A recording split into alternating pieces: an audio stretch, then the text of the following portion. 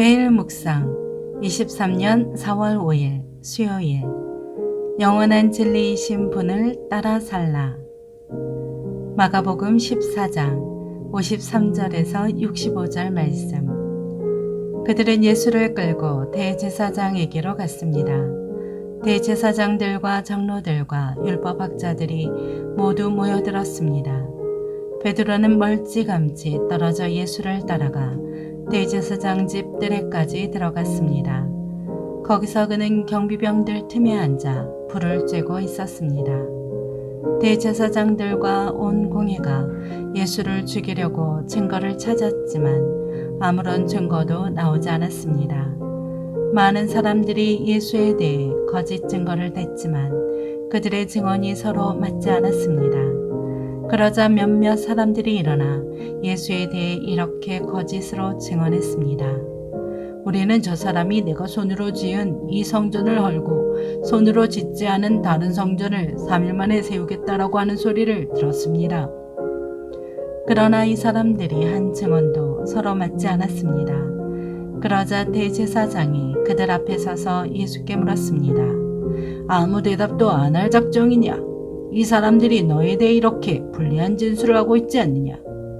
예수께서는 묵묵히 아무런 대답도 하지 않으셨습니다.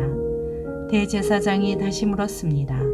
내가 징송받으실 하나님의 아들 그리스도냐? 예수께서 대답하셨습니다. 내가 바로 그다.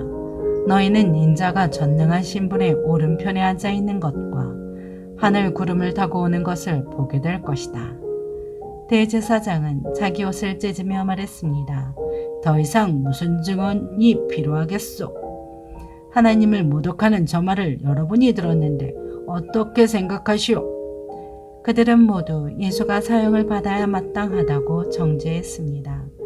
어떤 사람들은 예수께 침을 뱉었습니다. 또 예수의 얼굴을 가리고 주먹으로 때리며 말했습니다.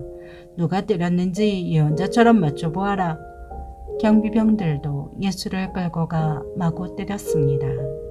아멘. 묵상 길잡이. 죄악된 세상의 비난과 협박 앞에서도 두려워하지 않고 예수님처럼 당당히 진리를 말하고 행하게 합니다. 마가복음 14장 56절에 거짓 증언은 율법에서 엄히 금지하는 것입니다. 거짓 증언은 무고한 자를 죽음에 이르게 할 정도로 잔인무도하기에 그 결과는 멸망입니다. 그리스도인은 모두 예수님의 제자다운 삶을 살아야 합니다. 그러나 믿음을 조롱하고 복음을 거부하는 세상 속에서 그 삶에 실패할 때가 있습니다. 그런데 우리는 진리이신 예수님을 더욱 굳게 붙잡아야 합니다. 첫째, 멀찍이 따르는 믿음. 군인들에게 체포당해 대제사장에게 끌려가신 예수님을 베드로는 멀찍이 따라갔습니다. 그것이 목숨도 아까워하지 않고 예수님을 끝까지 따르겠다고 맹세했던 베드로의 현실이었습니다. 우리도 베드로처럼 악한 세상을 두려워하며 예수님과 멀리 생활하지 않도록 조심해야 합니다. 둘째, 실패하는 거짓. 대제사장과 온 공회는 예수님에게 무조건 사형 선고를 내리겠다는 목적으로 재판을 열었습니다. 그들이 내세운 증인들은 하나같이 예수님에 대한 거짓 증언을 했습니다. 그러나 우습게도 그 증언들은 서로 전혀 일치하지 않았습니다. 거짓은 그렇게 진실을 뒤집을 수 없고 실패할 수밖에 없습니다. 셋째, 막을 수 없는 진리. 거짓 증인들에 이어 대제사장이 직접 나섰습니다. 그는 예수님께 내가 하나님의 아들이냐? 라고 물었습니다. 그러자 예수님은 자신이 하나님의 아들이시며 장차 만부를 심판하실 만유의 주님이심을 말씀하셨습니다. 예수님은 불법이 자행되는 현장 가운데서 그렇게 진리를 선포하셨습니다. 세상이 아무리 모함하고 정죄해도 우리는 언제나 진리이신 예수님 편에 서야 합니다. 우리는 죄로 어두운 이 세상을 진리로 밝혀야 합니다.